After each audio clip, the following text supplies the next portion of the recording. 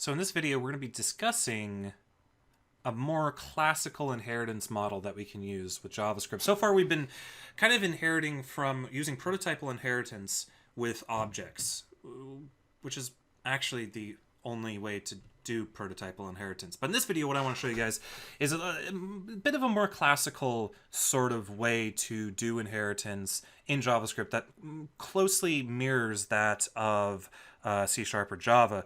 Now, it's important to understand that this is still, don't think of this in terms of those languages. Think of it in terms of JavaScript, where we have objects, we have object prototypes, and we have function prototypes, and we have constructor functions. That's really all we have to work with in JavaScript, are those few things. But we're going to kind of mess and play around with them so that we can perform some interesting behaviors. So let's say I have example 11. Let's go ahead and say something like, let's create a constructor function called person. And person will take in a name and a rank. And we'll do this name equals name, this rank equals rank. And then we'll do person.prototype. Now, this person.prototype, I can either define it by doing person.prototype dot blah, blah, blah, or I can define it as an object. And I'll do that here. This is another syntax that you'll see. I'm literally replacing the prototype, the function prototype of this constructor function with an object that has all of the methods that I want to have this object have. So we'll have a say name function, which will just do console log hello I am this name, and then maybe a fire person function that takes in a person, and this returns false. Okay, so we have a person prototype. So now we can create people. We can do I don't know, Nelson equals new person, name is Nelson, rank is 1, var Joe equals new person, name is Joe, Joe, and rank is 3 or whatever. And then we can do something like console log Nelson fire person Joe, and we'll get false, obviously, because we have this fire person function that returns false. So let's say we wanted to create a manager person. A manager person is capable of firing anybody underneath his rank. So we want to create a new constructor function that inherits all of the behavior from the person constructor function, but has different behavior for the fire person. So we'll start off with function manager, and he's going to take in a name and a rank. And so we're at an impasse right here. How do we go about doing this? How do we go about creating a function, a constructor function, that inherits from the person in a more traditional manner? Because I want to be able to do, like just, this is a ... to do comment here. I want to be able to say var Steve equals new manager Steve with a rank of 10, and then I want console log Steve fire person Joe to return true. Now, obviously, this code's going to fail, because at this point, this constructor function, and then by proxy, this object, has no relation to person at all. So, how would we go about doing this? We also want to be able to do steve.sayName. We also want to inherit all of that functionality from the person object. So one way to go about doing this would be a totally wrong way, would be to do manager.prototype equals person.prototype. Hit Control S. And now we get false, hello, I'm undefined, false, and so on. So this is interesting. We've gotten a little closer, actually. This is actually bad. What I'm highlighting is bad. Don't do this, and I'll explain why in a moment here. But what we have going on here is he can now say his name and fire people. But first of all, his fire person method is returning false, and second of all, his name is undefined. So let's fix the name part first. So I'm going to do, in manager, I can say this name equals name, and this rank equals rank, and everything, and now the greeting works. But I don't want to do that, because this person constructor function might be doing a lot of computation that I don't want to repeat. I want to invoke the constructor function of person directly in manager whenever a new manager is created. How do I do that? Well, we'll simply invoke the person function. But we can't directly invoke the person function.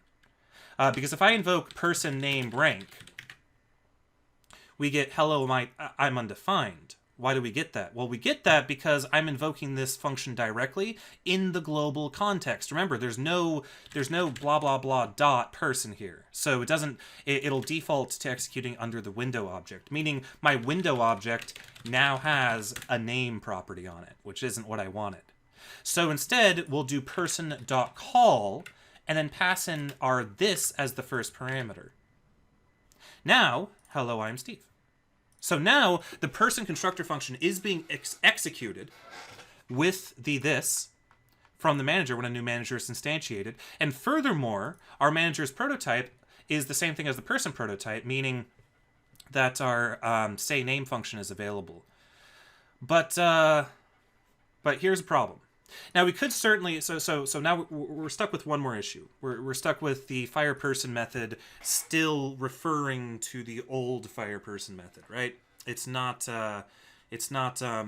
being overridden anyway. And well, of course, what we certainly could do is in manager I can say this fireperson equals function person, and I'll return this dot I'll return rank dot is greater than person rank, right? So that's the behavior that I want there. And now it works. False and then true. But we don't want to do it this way. Remember, we don't want to define our functions inside of our constructor functions. In some scenarios we do, but not in this example, because we don't want to make a copy of this function every time. We want this fireperson function to be on the prototype of the manager. So let's go ahead and do that. So after we define our manager prototype, I'm going to say manager.prototype.fireperson equals function rank or other person. And he's simply going to return our rank is greater than person rank. Hit Control S. Ooh, check that out. Looks like it's working, right? But we have a problem. Remember how I don't want normal people to even have the ability to fire anybody regardless of rank? I just did a very bad thing, because now I can say Joe, fire person Nelson, and it returns true. Why is it returning true? It's returning true because we actually redefined the fire person function on the actual person's prototype. Because look at this, we set manager prototype to person prototype, meaning if we make any changes to the manager prototype from that point forward, we're also changing the person prototype. And by changing the person prototype, we've now changed the behavior of a method. See, before, this first false was correct because I didn't want people to be able to fire each other. But the moment we modified the person prototype by changing the manager prototype, which is set to the same object as the person prototype, we've now completely destroyed our program and everything is going to explode and the universe will end. So you don't ever want to do this. So what's the proper solution? The proper solution is to make a copy of the person's prototype. There's a couple ways we can do that. We can do it like this. I can say manager.prototype equals, and then I'm going to make an object. And guess what I'm going to put in here?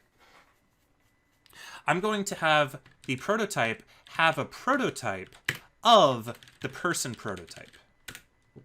Now I hit Control S, and our code still works, but now when Joe tries to fire Nelson, it's false, because now we haven't overridden the person prototype. So remember, manager.prototype is an object that has this fire person method on it. And the prototype then has a proto object which has the old version of fireperson, but that's still intact. And then it also has the say name function. And then we have a prototype into object where we have all of our default object parameters. So another way to do this is the proper way to do this is to say manager.prototype equals object.create person.prototype.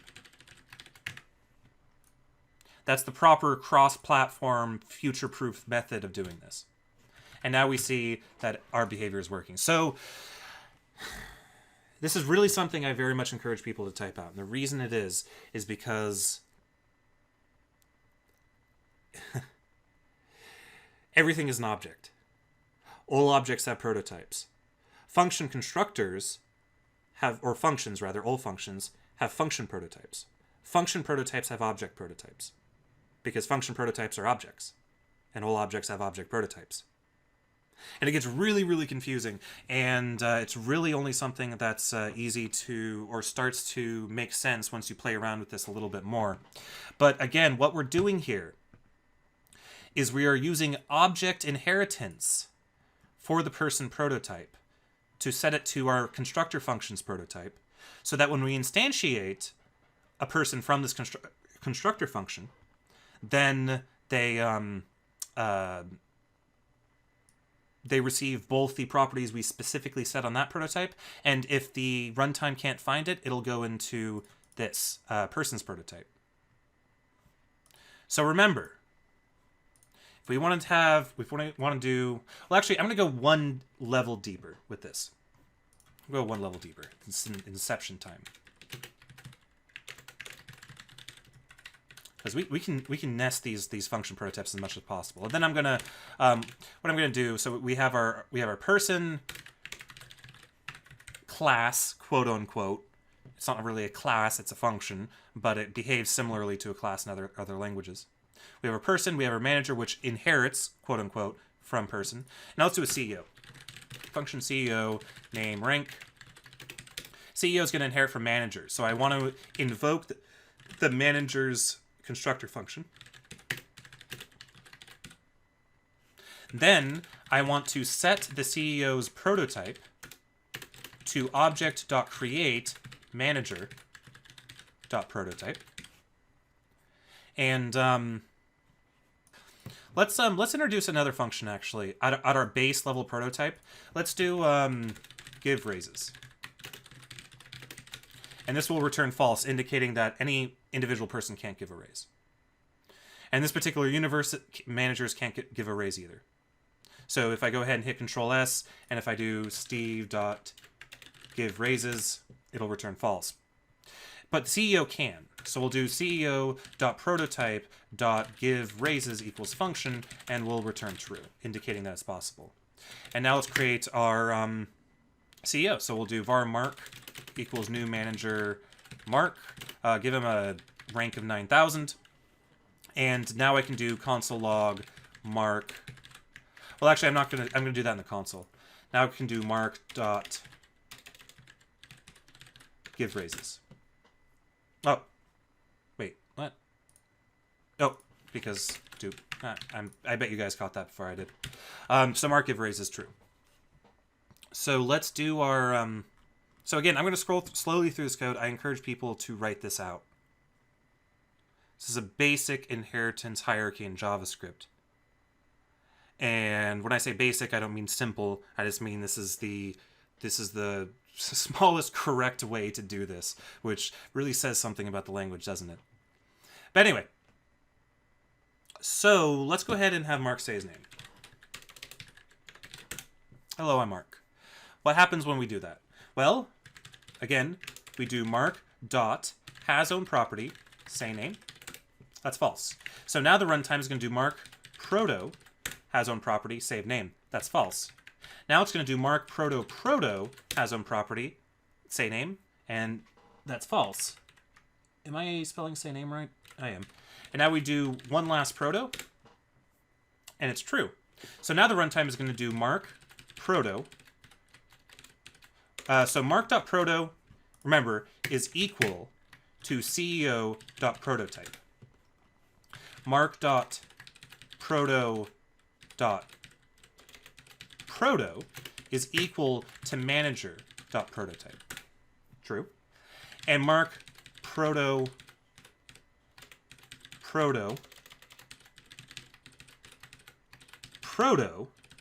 is equal to person.prototype.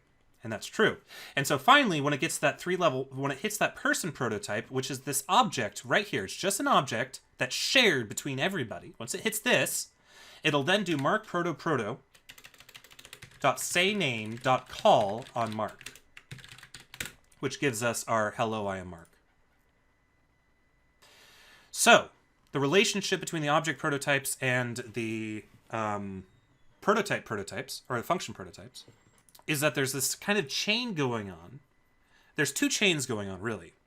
There's the prototype chain of the function prototypes, and then there's the prototype chain of the objects. We just discovered the prototype chain of the objects. Let's investigate the prototype chain of the functions. So CEO.prototype is an object, and his prototype is an object, and his prototype is an object. So the actual function prototype has a prototype, because all objects have a prototype. I wonder if I can say the word prototype anymore in this video. And these prototypes are completely disconnected from the objects. The objects reference them. The objects that we create reference them, but they're a separate hierarchy. So I can say var ble equals Object.create and then do CEO.prototype. And then I can invoke CEO.call ble hey 10. And now I can say ble say name. And I get hello, I am hey. And that's because the CEO prototype dot proto dot say name, whoops, CEO dot prototype dot proto dot say name is that function. And that's why we use the Object.create. If we hadn't used Object.create, then we would run into an issue where if I modified the prototype of one of them, it would modify the prototype of the other. Think of Object.create as creating an object proxy for another object, where we can modify the newly created object, but that newly created object doesn't modify the object that it was created from. Because I can even add functions on my CEO prototype, like CEO prototype. Let's add a property. I don't know. What does the CEO have that managers don't? I don't know. Type. I don't know. Equals blah. That was an awful example that I just came up with, but whatever. We'll run with it. So we're now modifying the CEO prototype. So I can say mark.type, and I get blah because mark is created from the CEO prototype, because mark.proto.type is blah. But that doesn't modify the prototypes of anybody else. So Steve.type is undefined because that property was created lower in the inheritance hierarchy. But yeah, that is, those are prototypes. And you might have to watch this video, this section a couple times to really understand it. And I really hope that you guys have, because I'm sure you've run into this code before, this style of code before. You've seen people manipulate their function constructor prototypes as well as their object prototypes and used Object.create. And I encourage people to type this out to start to get an idea. It's not something that's going to come from purely lecture. It's something that you have to practice and actually type out yourself, because it is complicated and it is nebulous and it is annoying, and it's just the nature of JavaScript, and that's what we have to do. But I think that pretty much wraps up what I want to say about prototypes. In the next video, I want to show you guys a, just like we did with the last couple sections, I want to show you guys an ES 2015 feature that makes doing this sort of stuff a whole lot easier. And we'll see you guys then.